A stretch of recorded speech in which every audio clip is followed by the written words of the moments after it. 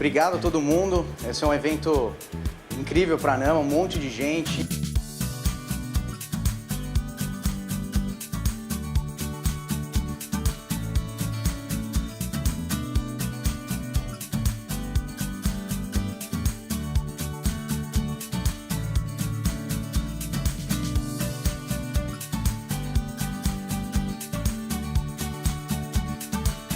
Isso é machine learning. Deep learning é mais profundo. O Google só funciona se ele funcionar para a sociedade e se a sociedade, através de empreendedores, de youtubers, de desenvolvedores, de todo mundo, puder fazer esse trabalho que todo mundo ganha junto, porque a gente vai criar coisas melhores. Porque a missão é inovação, é pesquisa, é desenvolvimento. Essa é a vocação de São Paulo. Que a inteligência artificial tem aí um caminho longo e desafiador, maravilhoso, para a gente poder melhorar a qualidade de vida das pessoas.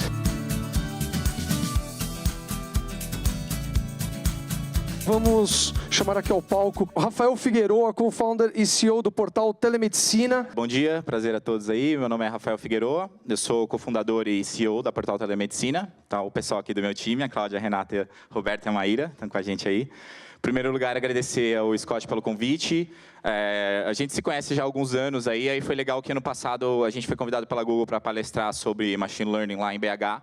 E foi muito legal ver a evolução da Nama daquela época até agora, tá rodando aí no Poupatempo. É muito legal ver em produção esse tipo de tecnologia aí bem avançada. Então, assim, sobre a Portal, a Portal Telemedicina, ela nasceu para resolver alguns dos maiores problemas na área da medicina. Que o principal que a gente identificou é a baixa proporção de especialistas por habitante. Então, você até tem clínico geral, enfermeira, mas é muito complicado encontrar, principalmente nas áreas mais remotas, um cardiologista, um neurologista, um radiologista, por exemplo. Esse problema acaba derivando outras duas questões, que a primeira é a demora para você obter um laudo de um especialista desse. Então, a média no Brasil é entre 30 a 60 dias para você conseguir um laudo de volta, por exemplo, de um neurologista. Tá? Isso tanto com convênio quanto com o SUS. Com o SUS é em torno de 60 dias até 90, mas mesmo o convênio é demorado. E o outro ponto é que, além de demorado, isso se torna caro, porque tem uma oferta baixa para uma demanda muito grande. Então, a gente resolve esses três problemas com laudos online por especialistas no mesmo dia e a uma fração do custo. Então, a solução, desse lado aqui, ó, a gente tem equipamentos médicos que estão alocados em nossos clientes. Nossos clientes são clínicas, hospitais e unidades móveis. Essas unidades de saúde, elas têm aparelhos lá, por exemplo, um eletrocardiograma, um eletrocardiógrafo, que mede suas ondas cardíacas, o exemplo aqui do coraçãozinho, pulmonares, cerebrais, etc. A gente instala um gateway dentro dessa unidade de saúde ou na unidade móvel. Esses exames estão transferidos automaticamente para a nossa nuvem e o médico devolve o laudo no mesmo dia. Então, esse é o nosso fluxo operacional aqui. O exame vai para nós, o médico recebe no iPad e devolve o laudo no mesmo dia. Resumindo, esse é o fluxo. Para mostrar como funciona, vou contar aqui um minutinho um case de sucesso legal nosso. Isso foi no primeiro ano de empresa. É uma clínica no interior do Maranhão, em Balsas, onde numa área ali de uns 300 quilômetros tem um vazio assistencial muito grande, ou seja, você não encontra médicos especialistas. Nessa cidade tem a Maria Eduarda, que deve estar com 7 aninhos agora, e ela sofria de uma doença neurológica grave que causava várias convulsões por dia, ou seja, todo dia ela tinha uma convulsão. Então era muito complicada a vida dela, da família, era bem sofrido. Aí a clínica da cidade tentava ajudar ela na forma convencional. Ou envia os exames de motoboy ou de correio até a cidade mais próxima, o centro mais próximo, que no caso lá é São Luís do Maranhão, que fica 400, 500 quilômetros de lá, mais ou menos, ou até a Teresina, que era outro estado, para poder ter o acesso a esse neurologista. Ou então, quando o caso era mais sério, levavam ela mesmo de ambulância. Essa é a realidade de grande parte do país, inclusive de São Paulo. Então, essa clínica nos contratou e tudo mudou. Então, como que funciona? A gente conecta nesse aparelho que eles têm, no caso, um eletroencefalógrafo, como esse da imagem, que é de baixo custo. Ele mede as ondas cerebrais do paciente. Então, nesse caso, as ondas cerebrais da Maria são gravadas, é realizado um upload para a nossa nuvem e o especialista lauda à distância. Tá, esse é o nosso fluxo. Nesse caso, a gente tem o privilégio aí de contar com a doutora Ana Carla, que é uma das diretoras do Instituto do Sono. Ela é uma das melhores neuropediatras do país e conseguiu encontrar a cura para a doença da Maria.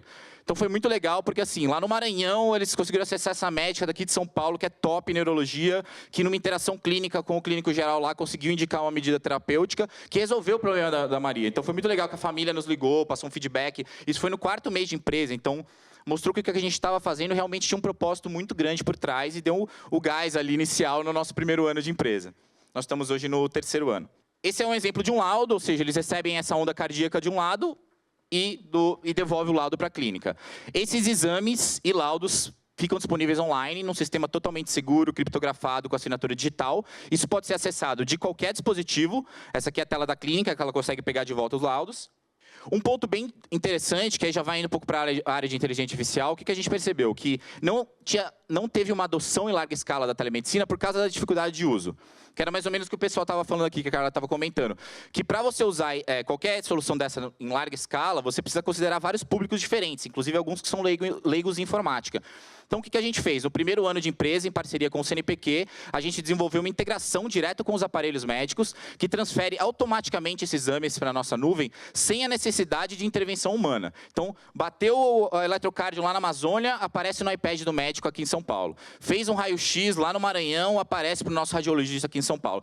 Sem nenhuma intervenção humana, o que facilitou muito o trabalho e permitiu essa adoção numa escala maior. Outro ponto é que a gente consegue atuar com unidades móveis. Então, nosso primeiro cliente foram 2 unidades móveis andando no interior de São Paulo, fazendo os exames remoto. E ambulâncias, que é o caso que a gente está implantando agora no SAMU de Campinas. Que imagina, a ambulância chega para buscar o acidentado, coloca nele os eletrodos e ele, em trânsito para o hospital, o time já está aguardando lá, os médicos já estão aguardando com todas as leituras biométricas do paciente, já estão preparados para uma cirurgia. Esses minutos aí salvam a vida da pessoa. A gente consegue atender todas as especialidades, tá? Essas são as que a gente atende hoje, aí, que na verdade não é uma questão técnica expandir, sim uma questão de regulação da Anvisa, do Conselho Federal de Medicina, abrir aí a cabeça e começar a autorizar novas especialidades que podem ser realizadas remotos, como nos Estados Unidos, que isso já é bem mais amplo. Então a gente começou em 2014 e em 3 anos já estamos ativos aí em mais de 100 cidades do Brasil. Foi um crescimento bem rápido e um dos motivos desse foi essa facilidade de uso. Temos grandes clientes, a gente atende a Unimed São Paulo, Rio, Santos, temos umas 10 Unimeds aí, outros convênios, Petrobras, Band, construtoras, né? E, por exemplo, o Boticário e a BMW que montaram uma enfermaria interna dentro da fábrica e a gente presta todo esse serviço de especialistas, eles só têm uma enfermeira e uma enfermaria lá dentro. Conseguimos tudo isso graças à nossa excelente equipe. Minha formação é economia, mas eu trabalho já há vários anos aplicando isso em machine learning. Aí nós temos aqui a Cláudia, que é 20 e poucos anos aí empresária, é a nossa fundadora. Ela trouxe grandes parcerias, está 7 anos na área de telemedicina. A Renata é advogada especializada em Anvisa, então por causa dela que a gente conseguiu todo esse arcabouço regulatório que é necessário para abrir uma empresa como essa. O Beto é nosso CEO, a Maíra cuida da nossa comunicação. Temos mais alguns feras no time aí, por exemplo, o William, que é PhD em Física Extragaláctica e Astroinformática. E é ele que cuida da nossa parte de inteligência artificial. Isso levou a gente a ganhar vários prêmios aí, como Startup Brasil, apresentamos na final do TechCrunch ano passado, America Summit. Um interessante é o Startup Nations, que é o Mundial de Inovação, a gente participou lá e ganhou, e trouxe aí o prêmio pela primeira vez para o Brasil, e assim, competindo com empresas de Israel, do mundo inteiro, para mostrar um pouco que a gente também faz inovação de primeira linha. Um outro ponto legal é que a gente está acelerado pela Google, então a gente estava lá no Vale do Silício agora mês passado, passamos um mês lá no Intensivão, e agora estamos como parceiros da Google sendo acelerados por eles, isso está abrindo várias portas. E um ponto interessante são esses fomentos aí, tipo CNPq, o MCTI, Apex, e agora, até pegando um gancho aqui que estava o presidente da FAPESP, a gente recebeu semana passada uma carta oficializando a nossa aprovação no FAPESP fase 3, então, que é um tema de cidades inteligentes, então a gente vai receber um recurso de 1,5 milhão para focar nessa parte de inteligência artificial para preparar o software para larga escala. E nesse ponto também é legal citar esse Prefeitura de Campinas, Cidades Inteligentes aqui, que vai ter outra edição esse ano.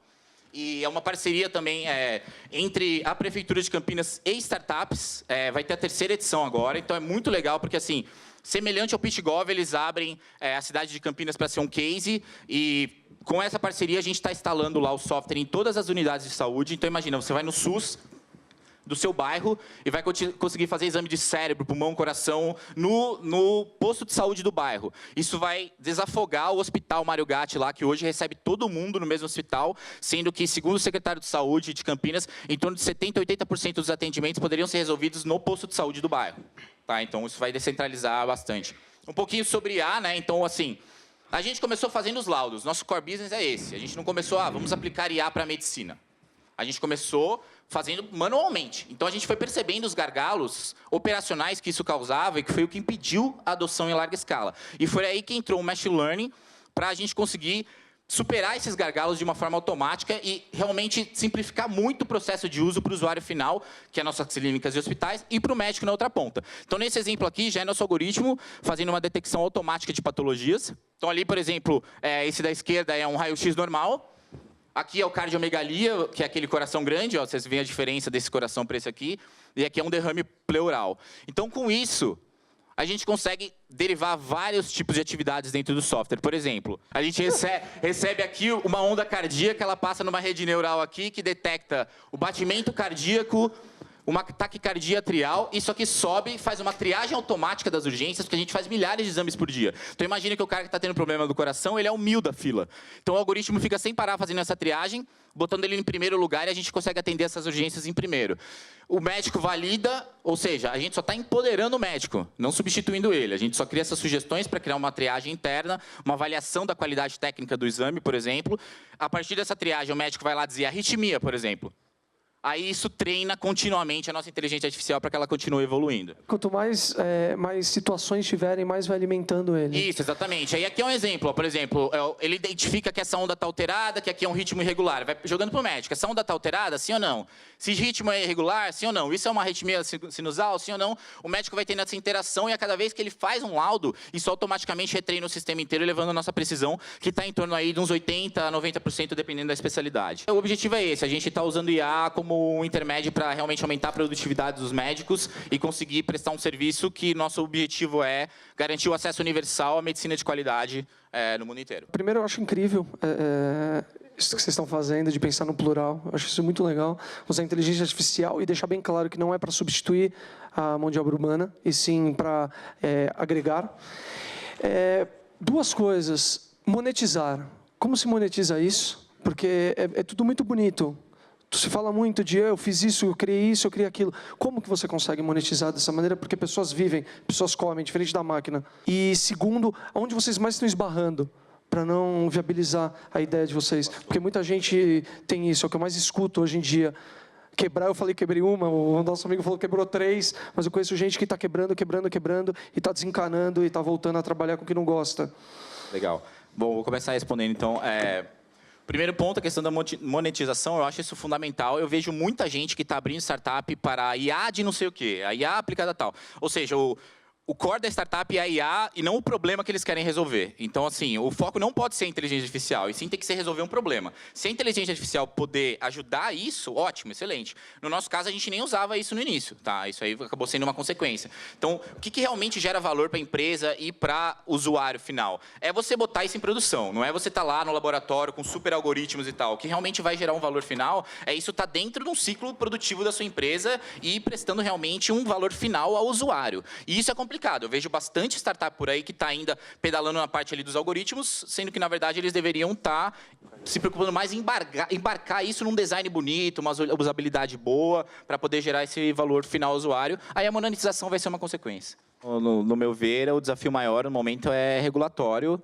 É uma questão de dados abertos que o Brasil está gatinhando e que a gente deveria começar a se basear nos modelos europeus e americanos de dados abertos do governo. Então, assim, a União Europeia tem todo um projeto de lei para todos os países de que eles devem abrir os dados públicos, o que existe a lei da transparência no Brasil também. A questão é que aqui é difícil, por exemplo, quem que entende o diário oficial? É muito complicado você ter aquele negócio lá. Os dados estão lá, ok, mas é difícil até para um humano entender, quem dirá uma máquina. Tem que ter toda essa questão da regulação aí por trás e o governo disponibilizar via APIs e via formas mais fáceis esses dados públicos para que a gente possa gerar valor disso. Então, uma salva de palmas para o Rafael.